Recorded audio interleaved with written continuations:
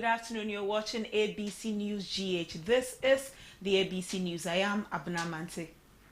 Coming up in the headlines. Political campaigns are getting intense as flag bearers of the two leading political parties are on grounds engaging the electorates on their policies and positions on the ballot paper. The Office of Attorney General has called on Chief Justice Gertrude Tokonu to instruct judges handling illegal mining cases to deliver their rulings within a month.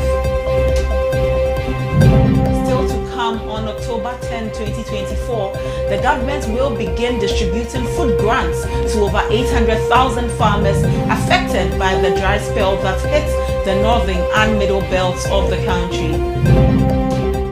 In business, the Ghana Statistical Service has announced that month-on-month inflation between August and September 2024 has soared to 2.8%. On the international front, Kenyan members of parliament have begun the process to impeach Deputy President Rigathi Gachagua.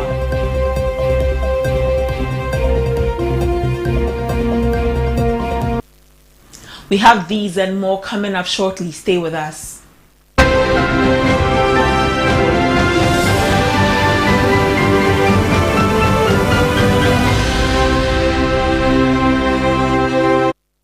We are live on YouTube, ABC News GH. Now into our first story. Godfred Yeboah Dame, Ghana's Attorney General and Minister for Justice, has called on Chief Justice Gertrude Tokonu to instruct judges handling illegal mining, commonly known as Galamsey cases, to deliver their rulings within a month of the cases presented in court. The Attorney General believes that such a directive would help curb the ongoing destruction of water bodies and forest reserves caused by the activities of unregulated miners and unauthorized companies operating in protected areas. Speaking at the annual conference of the Association of Magistrates and Judges of Ghana held at the Labadi Beach Hotel, Dami expressed concerns over the slow pace of prosecuting Galamsey cases.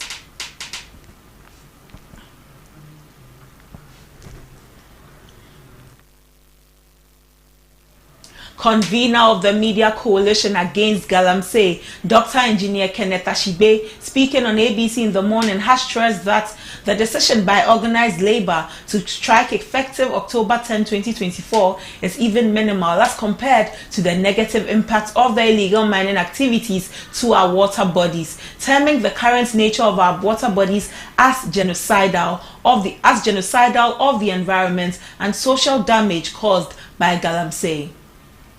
Which means that labor will lay down its tools, it will not go to work, it will shut down the country. And all of that is not something that we all want to do. All of that is to just get government to do the needful and save us as desperate people who are being poisoned, whose water bodies, are completely being destroyed. And so all government has to do is to declare the state of emergency on the water bodies, and then on the buffers of the water bodies and in the forest reserves, and then also repeal LI 2462 that allows the president to give people opportunity to go into the forest reserves to go and mine. And then also organized labor has also asked that a specialized court be set up. Then once the president start acting, we also are asking the two major political parties, the NDC and NPP, to sign on to support these actions that we've asked government to do, and also to be able to assure all of us as Ghanaians that anybody who will win the next elections, when they come on the 7th of January, they would also continue the same action that has been started by His Excellency the President. Because the decision was taken by the umbrella body of all the three umbrella bodies of all the labor, the Forum, the Ghana Federation of Labor, and then the TUC. And so what they needed to do was also to engage their structures, on the ground, to be able to ensure that this strike is done effectively. So it has nothing to do with being magnanimous. It's also all has to do with also being legal. So labor, there are some legal requirements for calling a strike, and so it was important that is also done. You did not want the situation where you would use an illegality to combat an illegality. Still unorganized labor, responding to the executive director of the National Labour Commission's reaction that organized labor's intention to strike on October 10 has nothing to do with government's failure to commit to allowances. Engineer Kenashigbe emphasized that nothing will stop them from protesting until the government acts. Who in the Labour Commission is saying this? And he thinks that when workers are dying in the pit, when the children of workers are also dying in the pit, when people are being poisoned, the number of workers that are also suffering these renal diseases, when our water bodies, as we speak, what do you call it? The Secheheman water works, a stability of 14,000 NTUs. Has he read the Constitution? He should go and look at Article 31 in the Constitution. For all the elements the elements that are required to declare a state of emergency are in there. The lives of he himself, as the executive director of the Labour Commission, is at risk. He wants to continue drinking the poison. And the situations where we take we play the devil's advocate is gone. In this particular one, it's about saving our own lives. Yeah, as we speak, yesterday there are two bodies. One of them in Komfanochi, one of them in the BBNE morgue. And these people have died, and the work that has been done, the level of heavy metals that are in there, the children that are being born very deformed, those who are dying stillbirth, the spontaneous abortions that are happening, the fact that currently the water you're drinking, Ghana water, you are even paying an extra 1% for Ghana water to be able to clean the water. And even that, they are not able to take the heavy metals out of that. Who in the Labour? The senior programs officer at the Center for Democratic Development Ghana, CDD, Dr. Michael Akagbo, in charge of human rights on ABC in the morning, has said that CDD in all terms condemns and still maintains their stance that the rights of the protesters, of the arrested Democracy Hub protesters, are being undermined by the Ghana Police Service. His remarks follow another planned demonstration to take place tomorrow, October 3, 2024, by Free the Citizens, a social movement by a group of Ghanaians demanding the release of the arrested protesters. He further stated that some members of CDD Ghana have visited some of the protesters at the Lagos police station and are currently engaging with other stakeholders to seek the release of the protesters. He asked the state and the Attorney General to temper justice with mercy. Yes, as our statement has indicated, and as other statements have come up from other prominent people and other CSOs have indicated, these rights of the citizens to protest is being undermined by the actions of the police. The Constitution provides these mechanisms of protest as a way for citizens to vent their frustrations in a way that is civil. So if the Constitution gives you that right, it is not up to the police to determine how that right should be exercised. So yes, so we are of the view that, and we still stand by our statement that the way the police handled this issue was unprofessional, and it was a violation of the rights of the citizens and youth to protest against serious national issues that should concern all of us. Yes, as our statement has indicated, and as other statements have come up. Away from Galamsey and protest, the government will begin distributing food grants on October 10, 2024 to over 800,000 farmers arrested by the dry spell that hit the northern and middle belts of the country. According to the Minister of Food and Agriculture, Brian Echampong, each farmer will be given a 25-kilogram bag of rice and 100-kilogram bag of maize. Speaking at a presser in Accra on Tuesday, the Abetifi MP noted that the distribution forms part of the government's existing interventions to curb the impact on the affected farmers. On the 10th of October 2024, working through various poultry farmer associations nationwide, poultry farmers will be supported with feed and vaccines. And we are talking about close to 30,000 metric tons of feed and vaccines to be supplied to poultry farmers nationwide. This is because poultry farmers are comfortable with maize hovering around 400 Ghana cedis per 100 kg bag, currently is being sold 1,200 Ghana cedis on the market. At the farm gate, around 600 Ghana cedis. We need to do something for poultry farmers, and that is exactly what we're seeking to do. And this will start from the 10th of October. From the 10th of October, we will also commence the distribution of food grants to 800,000 farmers in the 8 affected regions. There's a big distinction. The inputs, the fertilizers, and the seeds is going to farmers nationwide. But the food grants, it's going to the farmers in the affected regions because they are the ones that have lost their crop. So 800,000 farmers in the 8 affected regions will, from the 10th of October, be receiving food grants. Each farmer will receive 25 kg bag of rice and 100 kg bag of maize per farmer. To bring relief to the general population, we are setting up an online grains market starting the 10th of October to enable the public conveniently access grains, that is maize and rice, at affordable prices. Meanwhile, government says after engagement with the World Bank, all is set to commence the cash transfer promise to farmers on the 20th of October 2024, starting with farmers who have already registered with LEAP. For the cash transfers, we are working with the World Bank and LEAP to commence around the 20th of October this year to commence the cash transfers that we promised farmers. And we are going to start first with the LEAP farmers, the most vulnerable farmers who are already registered as LEAP beneficiaries. Clearly, they've demonstrated that they are the ones most in need. So we'll start with them through the LEAP program, transmit 1,000 Ghana cedis to the most vulnerable farmers before we scale up to all other farmers. And that should commence shortly. For transparency and accountability of all transactions, input distribution and food distribution will be performed on the Ghana Agriculture and Agribusiness platform. This means to qualify as a beneficiary, you must be a farmer. You must be a farmer. And both you and your farm must be fully registered on the Ghana Agriculture and Agribusiness platform.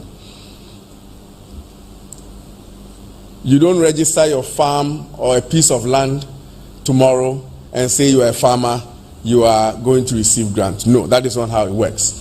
You must be a farmer in the 8 northern regions. The extension officers must validate that indeed you have suffered a loss through the dry spell before you will be a beneficiary of this. So you must be a farmer, and both you and your farm must be fully registered on the GAP. And when we say fully registered, it means that you can do self-registration, but that registration must be validated. We have to take a polygon map of your farm, and it has to be validated by an extension officer and the district director of agriculture. Now into election-related news, the flag bearer of the NPP, Dr. Mamadou Bawumia, as part of his campaign tour, made a stop at Seshua Kontombra in the Western North region with a chanted crowd to welcome him. Addressing the good people of the Seshua Kontombra, Dr. Bawumia pledged more developmental projects in the area. He also used the opportunity to sensitize the people of his position on the ballot. To me, because it's not possible. Yes, we can say it is possible. It is possible. Yeah, the free TV account. The teacher training allowance above you. The nursing training allowance above you. Coco Equia 4. The Coco rehabilitation program. Coco Duane Wono, Yapeja Winina Bium, and then share the cocoa price of 3,000 Ghana cedis. I do say, yeah, follow me, share 8 years, I do a Cote d'Ivoire for Omobaye, Omoya Bibia, yes, we are baby. Yes, we Coco Station, I know our content. Flag bearer of the National Democratic Congress, John Dramani Mahama, has arrived in the Northeast region as he sets to embark on a two-day campaign tour beginning today, October 2, 2024. This visit aims at engaging with constituents and reinforcing party's message ahead of the upcoming elections. During this tour, Mahama is expected to hold a series of rallies and meetings with community leaders, party supporters, and other stakeholders in the region. The campaign is part of his broad support and outline his vision for the nation, focusing on key issues such as education, healthcare, and economic development. The Northeast region, which is known for its rich cultural heritage and agricultural potential, has been a focal point for Mahama's campaign efforts. He hopes to connect with the electorate on a personal level, addressing their concerns and showcasing the NDC's commitment to improving the lives of Ghanaians in the area.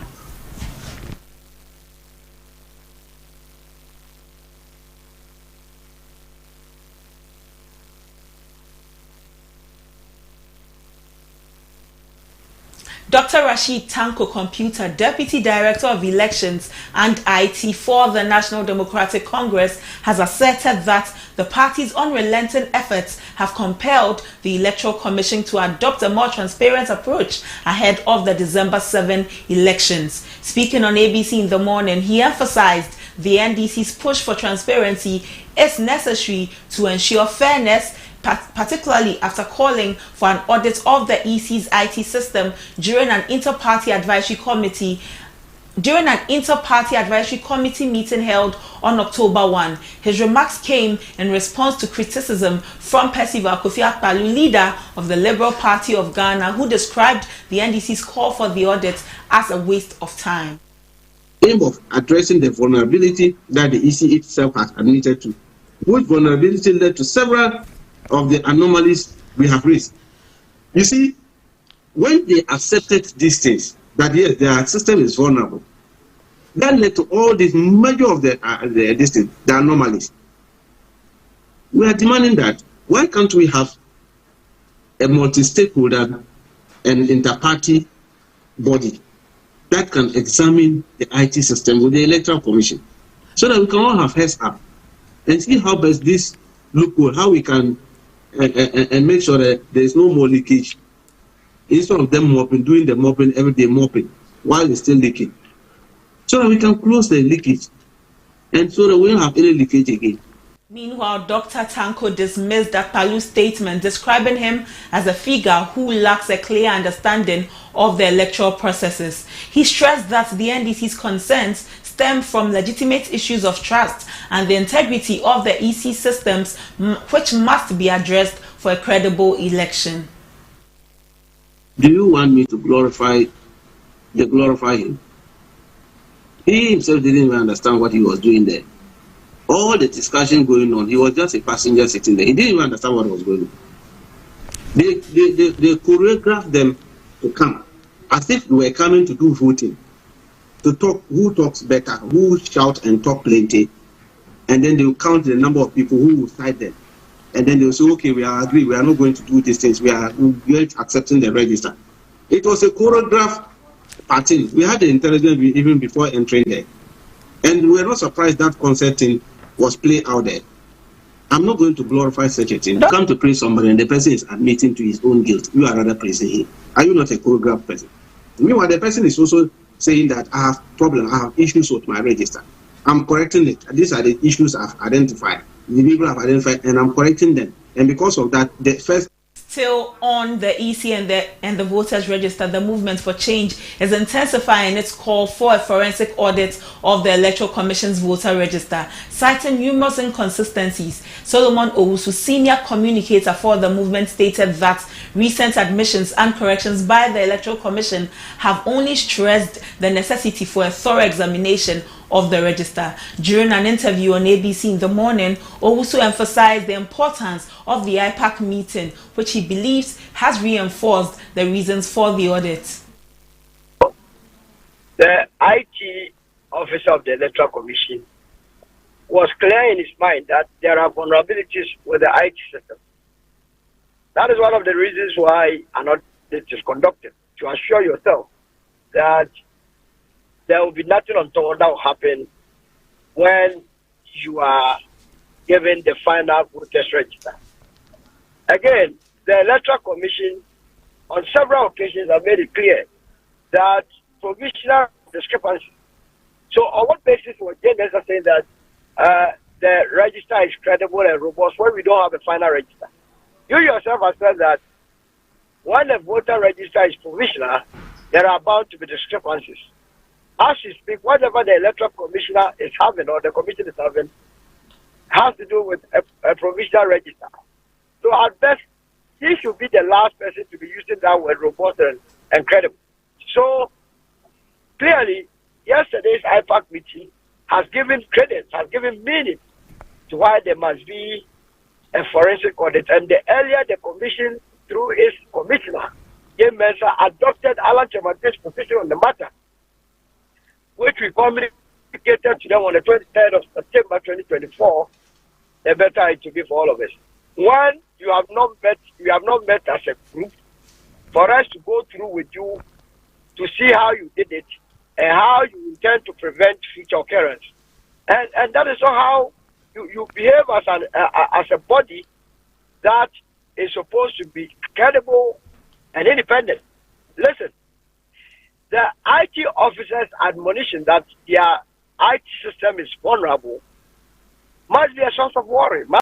In election-related matters, Alan Tremanting, the presidential candidate for the Afrofanto movement, has emphasized the importance of an enterprise economy as a sustainable solution to Ghana's economic challenges. Speaking at the IEA Evening Encounters on 1st of October in Accra, Mr. Tremanting highlighted that the key to creating jobs and fostering innovation lies in developing an economy driven by private enterprise, entrepreneurship, and continuous innovation. According to him, an enterprise economy will not only transform Ghana's economic fortunes, but also build a foundation for long-term growth, rather than relying on short-term, surface-level solutions like the 24-hour economy. What has happened in this country is that for several decades, we have been caught in what I call a debt trap. Not death, debt trap. We have been borrowing from government to government to finance consumption. See, if you borrow to finance consumption, then obviously you cannot grow your economy. And it is regrettable that all the debt that we've piled upon ourselves now has done only two things: to pay salaries and then also to pay other loans that we have contracted. So it means that it is not possible for you to grow, and you continue borrowing to finance consumption and to amortize your existing debt, and there's very little left to invest in capital expenditure. So there's something, we've been running an artificial economy for many years, and that's the problem with our two parties, the NDC and NPP. We have been running an artificial economy for all these years. How is it that over 32 years, each party lands us in the IMF? Both of them, getting to their 8th year, they finish off with the IMF. So what is the basis and the justification? And then also to pay other loans that we have contracted. So it means that it is not possible for you to grow, and you continue borrowing to finance consumption and to amortize your existing debt, and there's very little left to invest in capital expenditure. So there's something, we've been running an artificial economy for many years, and that's the problem with our two parties, the NDC and NPP. We have been running an artificial economy for all these years. How is it that over 32 years, each party lands us in the IMF? Both of them, getting to their 8th year, they finish expenditure. So there's something, we've been running an artificial economy for many years. And that's the problem with our two parties, the NDC and NPP. We have been running an artificial economy for all these years. How is it that over 32 years, each party lands us in the IMF? Both of them, getting to their 8th year, they finish off with the IMF. So what is the basis and the justification for asking for an extension of your mandate? What has happened in this country is that for several decades, we have been caught in what I call a debt trap. Not death, debt trap. We have been borrowing from government to government to finance consumption. See, if you borrow to finance consumption, then obviously you cannot grow your economy. And it is regrettable that all the debt that we've piled upon ourselves now has done only two things: to pay salaries and then also to pay other loans that we have contracted. So it means that it is not possible for you to grow, and you continue borrowing.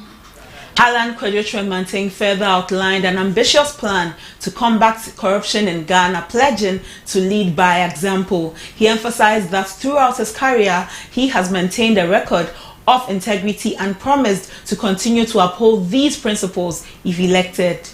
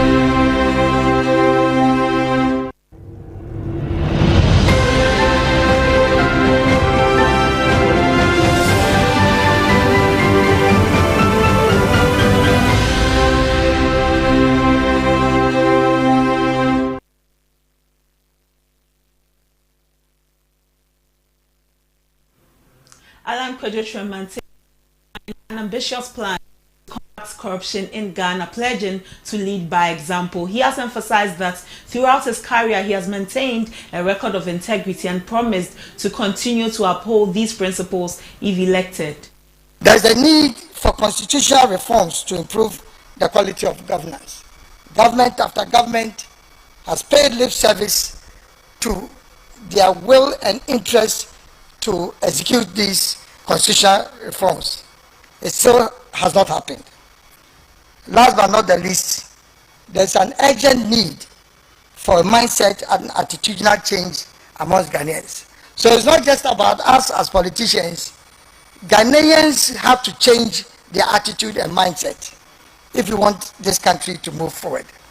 So the movement for change has been established to respond to these concerns of the ordinary Ghanaian. And in this regard, I have the development of what I call the Great Transformational Plan, which is a new policy blueprint for Ghana's transformation, and which will address many of the concerns that I have outlined above. The GTP has 6 main clusters, which are interrelated. Away from the local stories, let's take some business news.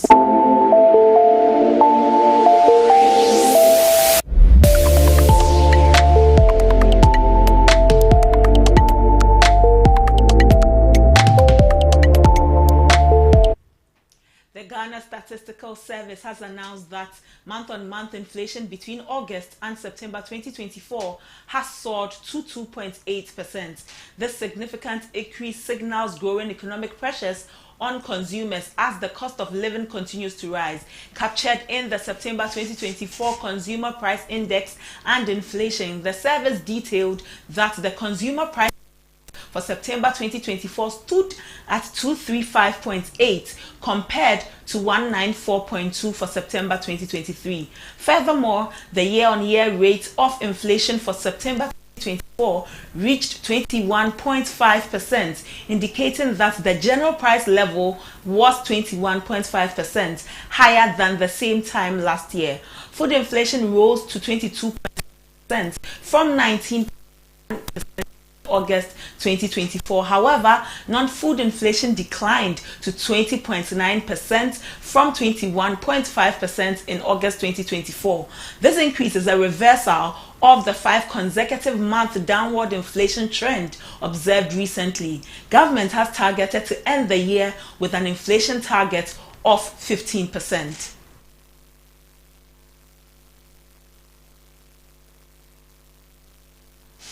Still in business, the summary of economic and financial data for September 2024 released by the Bank of Ghana has revealed that the total value of mobile money transactions in Ghana has swelled to 1.77 trillion Ghana cedis in the first 8 months of 2024, representing a 72% increase from 1.031 trillion Ghana cedis recorded during the same period in 2023, emphasizing the rapid growth of digital financial services in the country. The role of mobile money has bridged the gap between the banked and the unbanked by deepening financial inclusion across Ghana, as more individuals and businesses leverage mobile money mobile platforms for payments, savings, and transfers. According to the summary of economic and financial data, monthly transaction values fluctuated. Mobile money transactions stood at 198.4 billion Ghana cedis in January 2024. It dropped slightly to 195.8 billion Ghana cedis in February before declining further to 181.9 billion Ghana cedis in March. Meanwhile, the General Secretary of the Mobile Money Agents Association of Ghana, Ivan Sotumfo, speaking on Business Fix on ABC in the morning, has highlighted that there is no transparency between the various telecommunication providers and mobile money agents providers, stating most agents do not have insight on their compensation at the end of the month.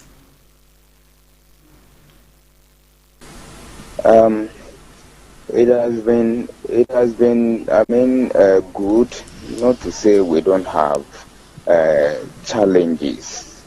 We have, a tall list of issues when it comes to relationship with the various EMIs, the telcos, because we are on the fields representing these telcos, and our biggest motivation has to do with our compensation or the welfare of these individual agents. But it appears that on every month we are rather experiencing difficulties with regards to payment of whatever compensation or commissions that are due agents, certain actions that are always meted on agents. The business, how it's been structured, it rather puts the agent always at the losing end. Well, that's all for business. Let's take some sports news.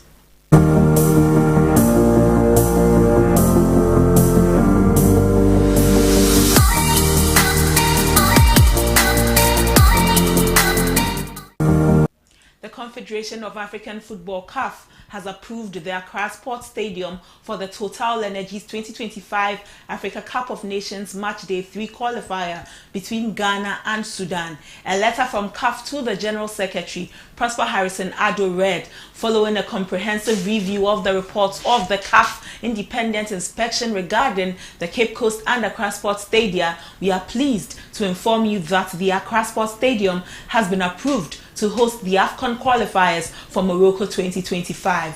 Specifically, it will host the Group F Match Day 3 encounter between Ghana and Sudan, which is scheduled for October 11, 2024. In light of this approval, we kindly request that Ghana Football Association and the stadium management team prioritize the necessary enhancements to the pitch and other critical areas of the stadium leading up to the match day to ensure an optimal experience for both teams and the attending fans. Please note that CAF will continue to closely monitor the readiness of the stadium for this match as well as for future CAF sanctioned events. The fixture is scheduled for the Accra Sports Stadium on Friday, October 11, 2024 at 4 p.m. local time.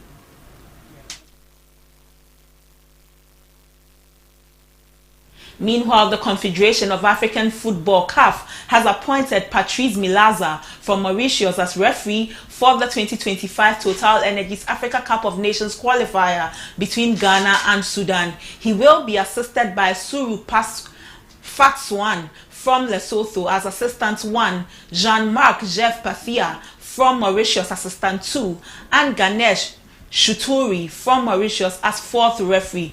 Sekou Wiekone from Liberia will serve as the match commissioner. Other match officials include Bechiru Hassani from Tunisia, referee assessor, and Oke Silvanos Obi, security officer from Nigeria.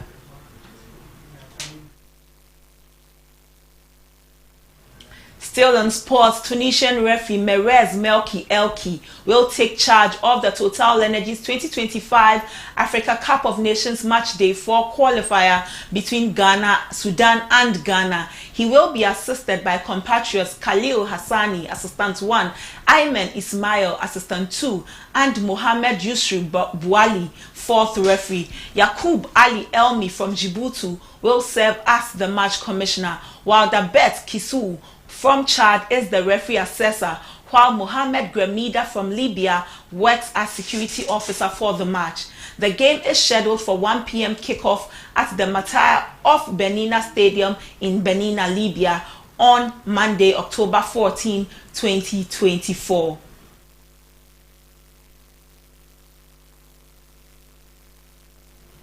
Up next is international news.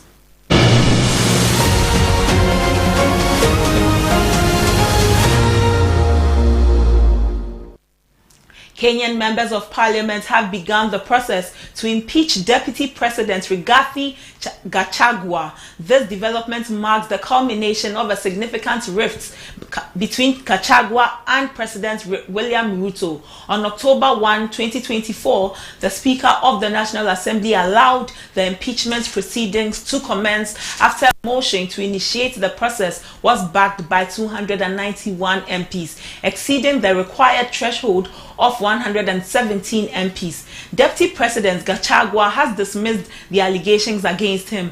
The president can ask MPs to stop, so if it continues, he is in it, he told media outlets before Tuesday's parliamentary session. Ruto has in past vowed not to subject Gachagua to political persecution, similar to what he says he experienced when he was deputy to his predecessor Uhuru Kenyatta. But the rift between Ruto and Gachagua has been apparent in recent months.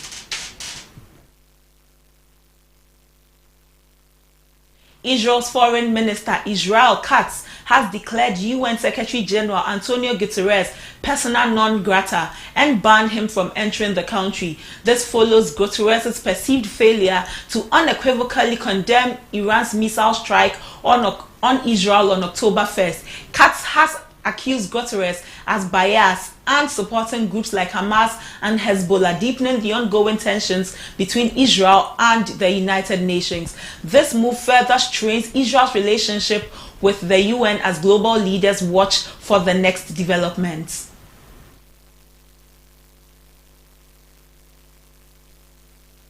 During the vice presidential debate, CBS News moderator Margaret Brennan attempted to fact-check J.D. Vance's statement about illegal immigrants entering the United States through an app called CBP1. Vance clarified that the app, introduced by the Biden-Harris administration in winter 2023, allows illegal migrants to apply for asylum or parole and be granted legal status. He emphasized that this policy is a result of Kamala Harris's open border approach.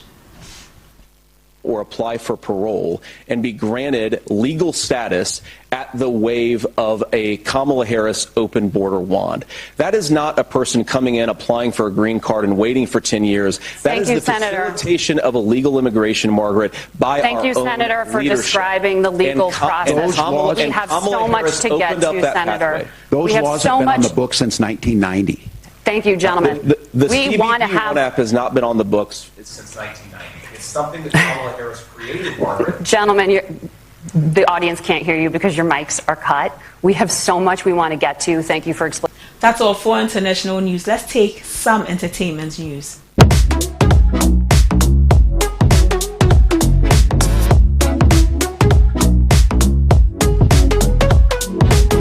Pastor Hammond Love, ex-husband of gospel singer Papa Christie, has been sentenced to 48 months in prison with hard labor for theft. After a 7-year trial, he was found guilty of dishonestly selling a vehicle entrusted to him by US-based Ghanaian Samuel Amankwa. Despite pleading for mercy and offering to pay a fine, the court ruled that, as a pastor, he should have upheld higher integrity. His defense that he took a loan to clear the vehicle was dismissed due to lack of evidence. The sentencing has sparked public debate over the severity of the punishment.